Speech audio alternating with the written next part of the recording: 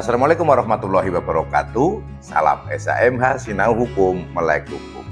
Pemirsa SHMH yang berbahagia, yang saya hormati, sebangsa dan tanah air dimanapun Anda berada. Kembali lagi dengan saya pada channel SHMH, channel yang membahas Undang-Undang Nomor 1 Tahun 2023 yang akan berlaku mulai nanti di 2 Januari tahun 2026 atau yang biasa kita sebut dengan KUHP baru. Pada saat ini ada pada video yang ke-260, sudah cukup banyak 260 video membahas KUHP baru, dan ini baru sampai pada pasal 473 KUHP baru tentang perkosaan. Sebagaimana sudah saya sampaikan pada video-video sebelumnya bahwa pada hal perkosaan pasal 473 ini ada 11 ayat, dan ini kita akan dari beberapa ayatnya ada yang beberapa item, contohnya ayat 2 itu ada huruf A sampai dengan huruf D, dan itu kita sudah bahas. Kemudian untuk saat ini kita masuk pada video ke-266, kita akan akan membahas pasal 473 KUHP baru ayat 3. Bagi pemirsa yang baru bergabung dengan SHMH, mungkin belum gitu, silahkan nanti untuk pembahasan perkosaan bisa dilihat mulai dari video ke-255, karena yang ayat-ayat di atasnya sudah saya jelaskan terlebih dahulu. Ayat 3, dianggap juga melakukan tindak pidana perkosaan jika dalam keadaan sebagaimana dimaksud pada ayat 1 dan ayat 2 dengan cara. Jadi begini penjelasannya.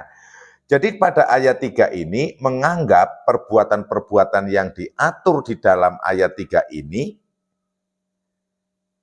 itu juga perkosaan, asal adanya hal-hal yang diterangkan pada ayat 1 dan ayat 2. Nah, pada ayat 1 berbunyi, setiap orang yang dengan kekerasan atau ancaman kekerasan memaksa seseorang bersetubuh dengannya dipidana karena melakukan perkosaan. Nah, dalam ayat 1 itu ada yang bersetubuh. Kemudian pada ayat 2, termasuk tindak pidana perkosaan dipidana sebagaimana dimaksud pada ayat 1 meliputi, sudah saya terangkan. Kemudian kita masuk kepada ayat 3. Dianggap melakukan tindak perkosaan jika dalam keadaan sebagaimana dimaksud pada ayat 1 dan ayat 2. Jadi ada pemaksaannya dan hal-hal yang dianggap perkosaan oleh ayat 2. Ada pemaksaan, ada ancaman kekerasan, atau ada kekerasan. Apa sih hal-hal yang dianggap juga melakukan perkosaan sesuai ayat 3? Huruf A, memasukkan alat kelamin ke dalam anus atau mulut orang lain. Mulut orang lain. Ini mohon maaf ini ya, mungkin kita agak berbicara agak seronok sedikit, namun bagaimana ya kalau saya tidak menemukan kalimat-kalimat yang pas. Jadi saya pikir kita semuanya orang dewasa, orang cerdas yang bisa paham maksudnya, sehingga kita bisa memahami, karena kita memang memahami hukum, sehingga tidak semua dalam hukum itu bisa diterangkan atau dinyatakan hanya secara tersirat, itu tidak bisa. Mungkin ini karena perkembangan bagaimana cara orang melakukan seks gitu kan, melakukan hubungan, sehingga dalam hal ini adalah memasukkan alat kelamin ke dalam anus atau ke dalam mulut. Mungkin kelaminnya salah satu ini pelaku si A dimasukkan ke dalam mulutnya korban. Nah, kalau dalam hal ini ada pemaksaan, ada ancaman kekerasan, dipaksa untuk mau melakukan itu masuk kepada perkosaan. Kedua, melakukan ke dalam anus seseorang. Nah, kalau memang ada hubungan kan, yang kadang ada orang-orang yang mohon maaf tidak normal, kelainan, malah justru memasukkan, bisa jadi ini kan dari yang laki-laki dengan laki-laki itu kan, maka dimasukkan ke dalam anusnya. Dan apabila dalam hal tersebut dilakukan dengan pemaksaan dan sebagainya, masuk dalam kategori perkosaan. Sehingga perkosaan dalam hal ini, dalam KUHP baru ini luas. Sebagaimana sudah saya sampaikan, tidak hanya oleh laki-laki kepada perempuan, namun bisa juga laki-laki terhadap laki-laki, atau perempuan terhadap perempuan, atau sebaliknya perempuan terhadap laki-laki. Ayat 3 huruf B, memasukkan alat kelamin orang lain ke dalam anus atau mulutnya sendiri. Nah ini kan, kalau yang tadi pelaku memasukkan alat kelaminnya kepada korban, kalau ini korban, alat kelaminnya korban dimasukkan ke dalam mulutnya sendiri gitu kan. Wek gitu kan, bisa dibayangkan kan ya maksud saya. Nah itu, atau juga ke dalam anus sendiri. Nah ini saya susah ini kalau menjelaskan ini. Bagaimana itu posisinya kalau memasukkan alat kelamin orang lain ke anusnya sendiri, itu sulit ini. Ya ini kita membahas itu kan.